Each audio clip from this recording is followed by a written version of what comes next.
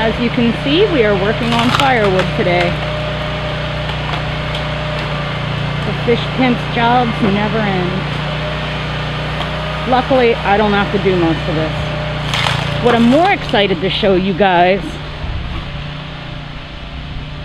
are these.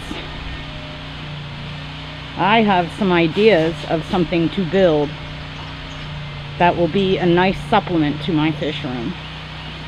I got these for scrap cost, which was about $12. Super stoked. Hi, chickens. And then we have rabbits in here.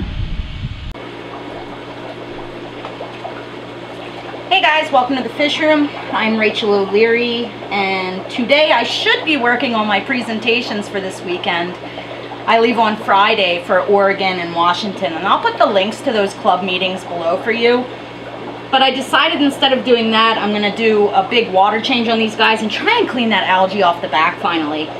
Now, the issue with this tank is that it's really old style, so the center brace is about this big, which means it's difficult to reach and I have to get my whole arms in there. And the little gar likes to bite. So what I'm gonna do is drop the water line and see if I can't get in there. So let's get started.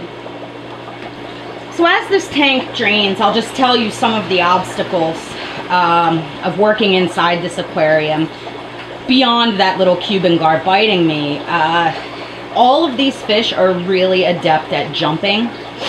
So in order to access the back, I have to open the lids quite a bit. And even just as recently as last week, that little Cuban tried to jump when I had it open. It's really critical with these species of fish that you have super heavy duty lids. And in fact, the ones on this aquarium are custom made of double thick glass so that they can't push them open, because if you use something like egg crate, without weighing it down, they can actually push them open and still get out.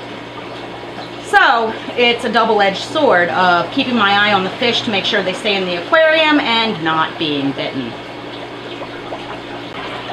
So now it looks incredibly murky, but I went ahead and did that, and I now continue draining the tank and then refill it, and we'll see how it looks. So these are the custom lids I had made for this tank. And you can see they're way thicker than normal lids. I got the vast majority of this tank algae scraped,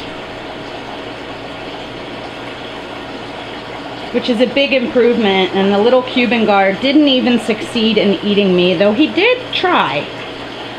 I also rearranged the wood a bit, but the thing with these fish is that no matter what decor you put in there, they're going to move it where they want it anyway. And with gars in particular, you have to be especially careful about boundaries for them, because they're prone to startling and they can actually break their beak or their back if they dart around too quickly. So you can't have a whole ton of decor blocking their path. So we'll see how this goes. Definitely looks better. I did about a 50% water change and spent about an hour scraping it, and I had set the camera up to show you guys again, and the little gar tried to bite me and I knocked it over. So that footage is gone. I apologize for that. So it's all cleaned up. That's about as good as it gets with this tank. It always has that sort of green appearance because of how thick the glass is. If I ever get to give these guys a new tank, I'm going to go for the low iron so that it's more clear. But they seem happy. Actually, they seem to not care when it has algae all over it or when it's clean or whatever.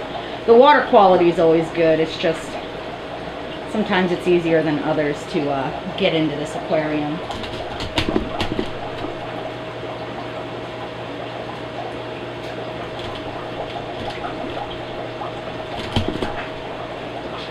Now I am going to go get to work on my presentations and start packing. I hope to see a lot of you in Seattle and Portland this weekend through early next week. As always, thanks for your support.